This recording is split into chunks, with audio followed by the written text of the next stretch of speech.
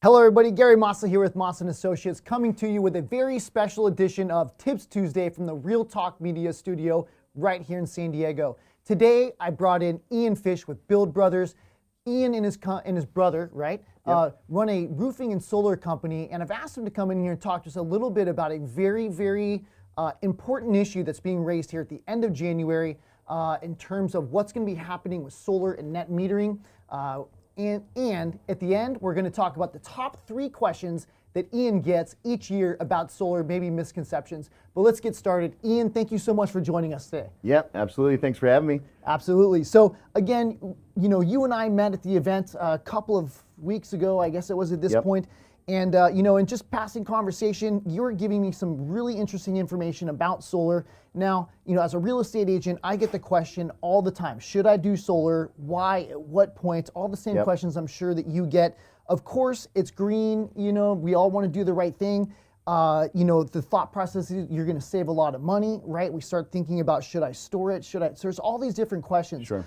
But the one thing that you were explaining to me about the net metering, and I'll let you get more into that, is that there's things changing up in Sacramento, and we don't typically get political here, but again, I feel like this is a very important issue to real estate as well as the consumer, so I wanted to bring this up. Sure. Ian, tell us about what's happening at the end of January and why we need to be focused on it. So there's a huge fight in solar, and it has to do with net metering. And to understand the fight that we're getting into with the utilities, with SDG&E and with the California Public Utilities Commission, and with Newsom's office, you really got to understand a little bit of how solar works. So one of the key components of a solar system and how it works is the net metering agreement that you'll get into with the utility. Here in San Diego, that's SDG&E. Now, the broad overview of what net metering is that during the day when your solar system is producing all this power, you're exporting all of the excess out onto the grid.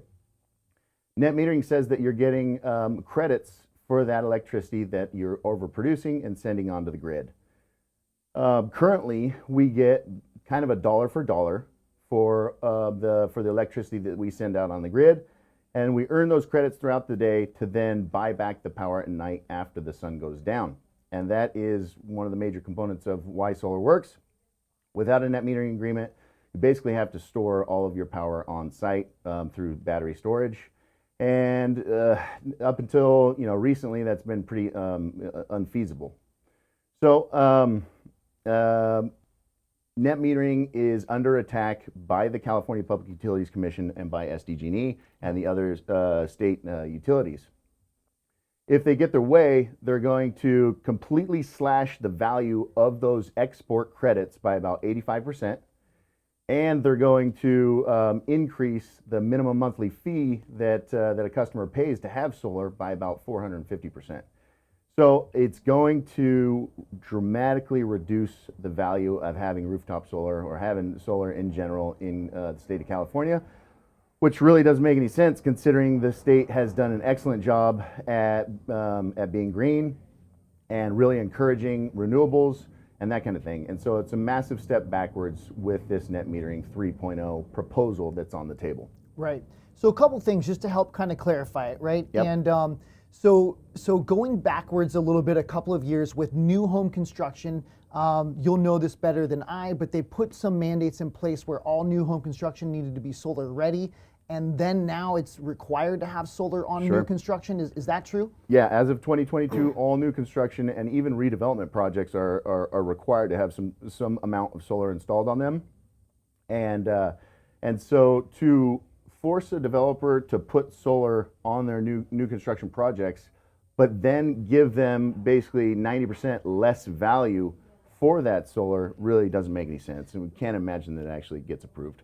Right, and so just giving us an example you gave me earlier when we were talking about it, about, and just to be clear, during the daytime you would still be able to harvest that energy all for yourself essentially, right, as the user. We're talking about what's being made like not used at nighttime, like when everybody's actually home. Correct. But you gave me like and again, the values are probably variable, but you said that there was, it would be like the 40 cent.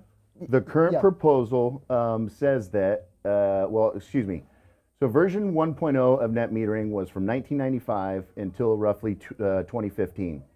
version 2.0, or the second version of net metering, is currently still in effect. Version 2.0, you export 40 cents of power and you get 40 cents of credit. What's in the proposal for net metering 3.0 says that you export 40 cents of power and you get 5 cents of credit, or roughly 85% less.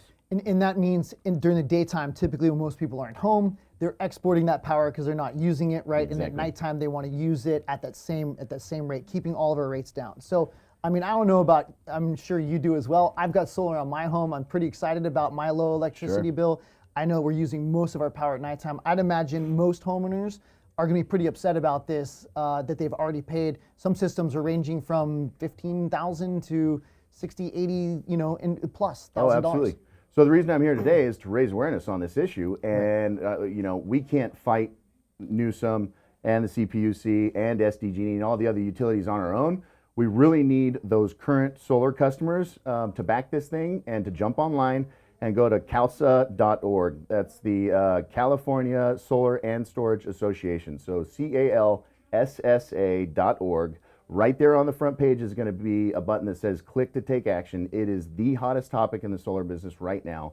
You have to do it now if you want solar to survive in California for the coming years. And I hate to say this, but they're actually attacking existing customers as well.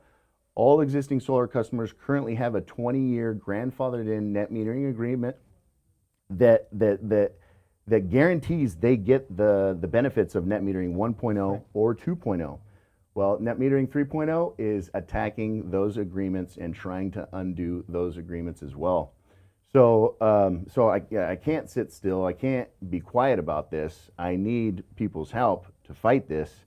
Because not only is it going to put a whole bunch of solar contractors out of business, between now and the time that the decision is made, it's really hard for homeowners to make a decision on going solar. I hear you, man. So thank you so much for bringing this to all of our attention. Now, look, guys, get involved, for your own sake and for the sake of the future of California and renewable energy. But to lighten it up real quick, and we'll end this on a rapid fire. Great, let's hear it. Top three, either misconceptions or top three questions that you get about solar or solar energy over the last 12 months. Easy. Number one is, how much can I save, right? And the simple answer to that is, if we build a system to offset your $300 SDG&E bill, your payment on your solar system, zero down payment, will be $150 or less.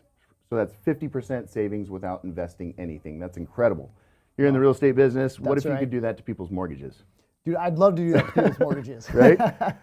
Number two, does it actually work? Yes, it works. The technology is now like 50 or 60 years old. Photovoltaic solar systems have been around and been operating really well for over 50 years. And so this isn't some black magic. This isn't some new, unproven technology. When I hear that, I think that's extremely old-fashioned. Number three would be warranty. And what's my warranty going to be? And unfortunately, there is a lot of there's a lot of fake warranties in the solar business. There's a lot of bad ones out there, but the majority of them are awesome, and the majority of systems work really well without maintenance and without issue for long periods of time.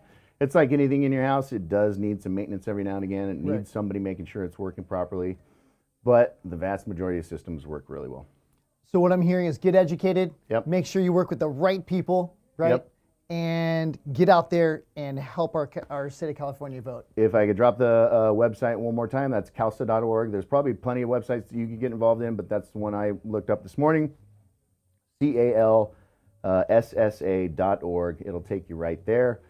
And then if I could plug myself, of course. It's Ian Frisch with Build Brothers. We're local, we're family owned. We've got awesome reviews. We do roofing, we do solar, we do windows, and heating and air conditioning.